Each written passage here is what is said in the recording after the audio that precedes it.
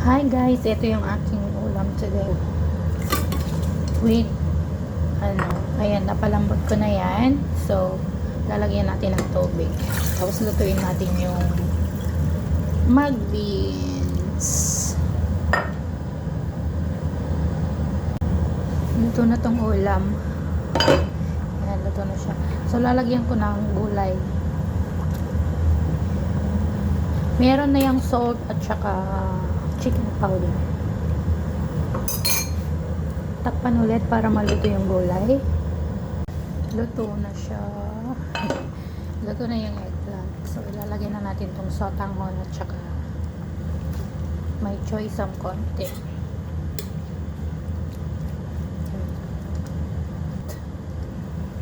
Takpan ulit natin.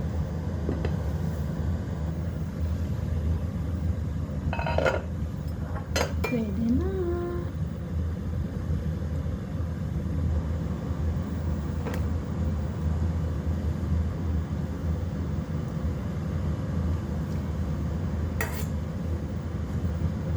Ang sarap, may sotanghon siyang halo.